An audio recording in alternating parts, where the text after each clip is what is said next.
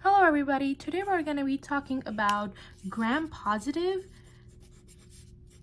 and gram-negative cell walls in a bacteria. So let's start with some general information about a bacteria cell. So bacteria, as we know, are prokaryotic cells.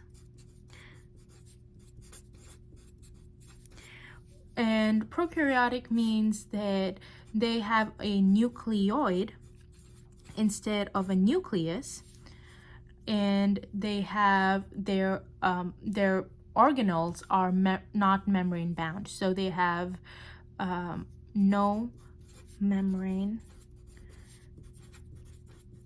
bound organelles.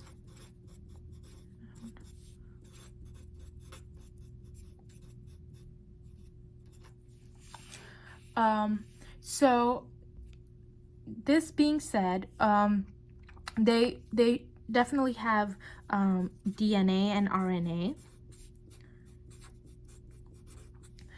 and so on and so forth. So we're gonna be talking about the cell wall of the bacteria. Now, the cell wall is a very important feature of any cell because it provides protection from other organisms, and it also provides, like, it maintains the shape because it's so sturdy. So it provides structure and maintains the shape.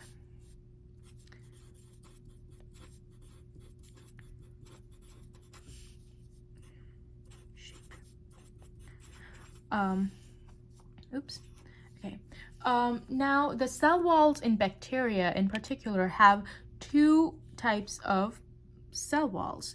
One is the gram-positive cell wall, and the other, is the gram-negative cell wall. Now, looking at both of them, let's just first understand what a normal cell wall consists of, right? So this is what the cell membrane looks like. It is a lipid bilayer. Cell membrane. Okay. It is a lipid bilayer, and the head of the lipid is hydrophilic, which means that it loves water. And the tail is hydrophobic, which means that it hates water. And so this is the normal structure of a cell membrane.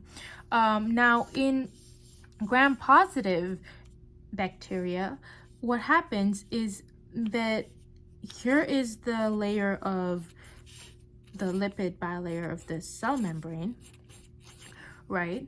And going so forth. But there is a layer of something called Peptidoglycan. So there is a very thick layer of peptidoglycan on top of the cell membrane, right? The plasma membrane, also known as.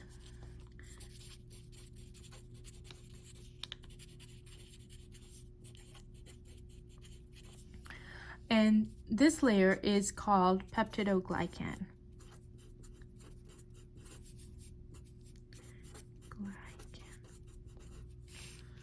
Whereas here in the gram-negative bacterias, there is a thin layer of peptidoglycan, but it is sandwiched between two layers of the plasma membrane. So one layer is on top, and then it is sandwiched between the other layer of plasma membrane. Whereas gram-positive bacteria just has one layer at the bottom and a thick layer of peptidoglycan at the top. Because of this variation between the two, it is very easy for us to dye a gram-positive bacteria. So easy to dye because the peptidoglycan layer absorbs all the dye, and we can see the dye. It retains it. So let's say it retains the dye. Whereas the gram-negative bacteria, not only because it is sandwiched between the two plasma layers, but it is very thin, the peptidoglycan, it does not retain the dye. Oops.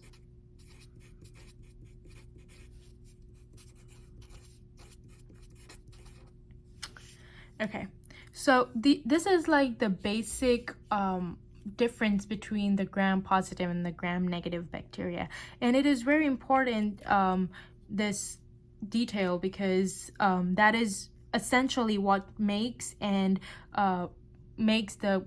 both the types of cell walls to function differently. Now let's just go over a couple of differences that occur between these two types because of the thickness and the thinness of the peptidoglycan layer. So I'm gonna make a little line over here, and this is gram-positive, whereas this is gram-negative. Now, gram-positive bacteria, I'm going to change the color here. This is just a summary. So the innermost part of a gram-positive cell wall is the plasma membrane, right? Whereas in the gram-negative bacteria, it is also the plasma membrane is also the innermost part, but there are two layers of plasma membrane, outer and inner layer.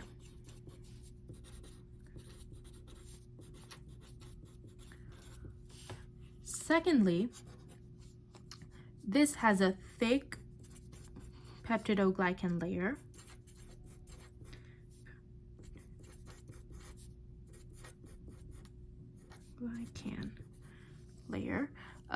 Whereas this has a thin peptidoglycan layer.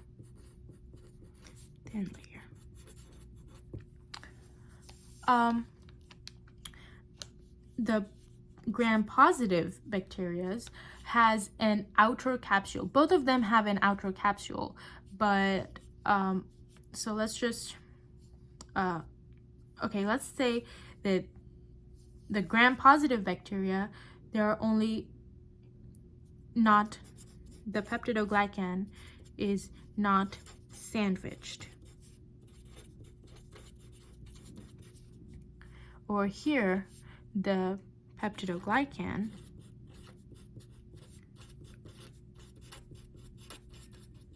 layer is sandwiched between the two plasma membranes.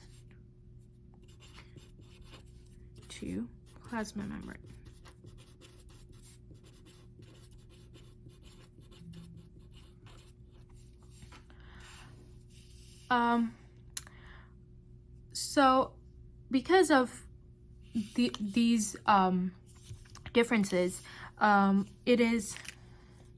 this results in the gram-positive cell walls or bacteria to be easily treated, because when we stain them, we can see them because they retain the dye, and they're easily treatable. So let's say easy to treat with antibiotics.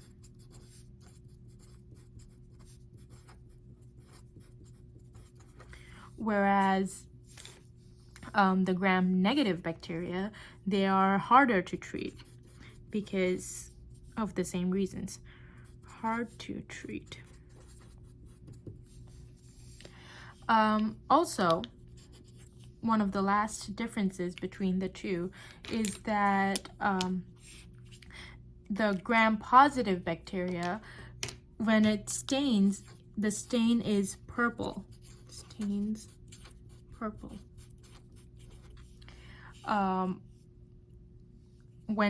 After we perform the gram stain, whereas the gram-negative bacteria has more like a reddish, pinkish stain, so stains red or pink.